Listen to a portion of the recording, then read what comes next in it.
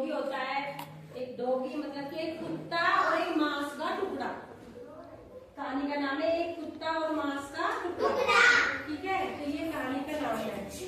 तो मैं आपको आज ये कहानी सुनाऊंगी, ध्यान से सुनना कि मैं आपसे पूछूंगी। ठीक है, तो चलो देखिए मैं सुना रही, ध्यान से सुनना।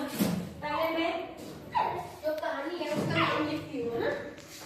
कहानी जो कहानी है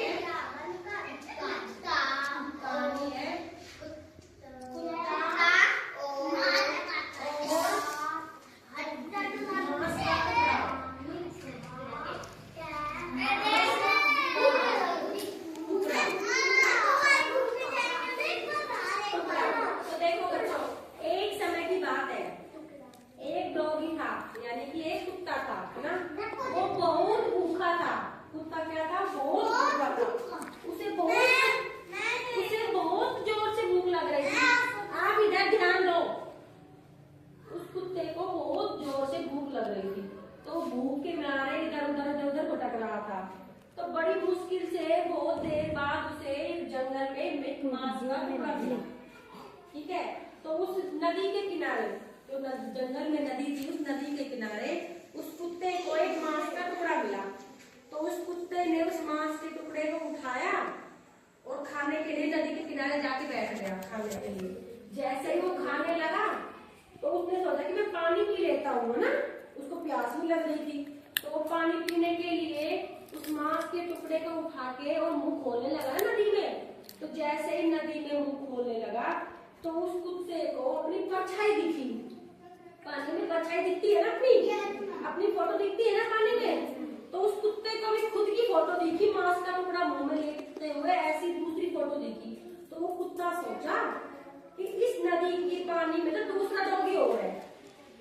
उस कुत्ते को नहीं पता था कि मैं ही हूँ।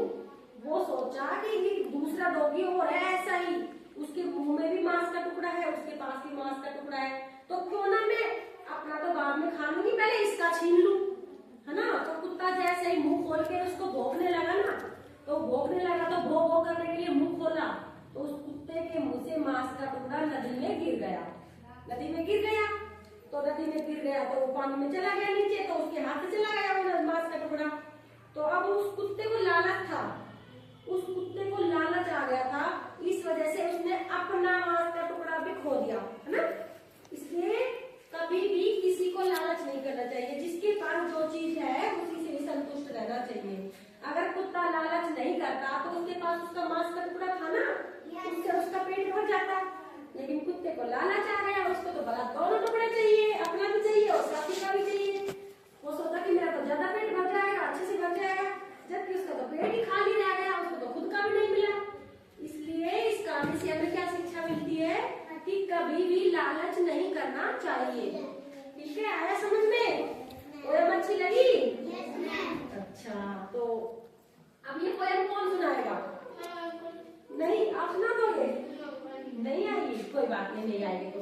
लेकिन इस कहानी से हमें यही शिक्षा मिलती है, इसलिए सबको ध्यान रखना चाहिए कि हमें कभी भी लालच नहीं करना चाहिए। जिसके पास जो है, जितना है, हमें उसी में ही संतुष्ट रहना चाहिए। ठीक है, चलो तो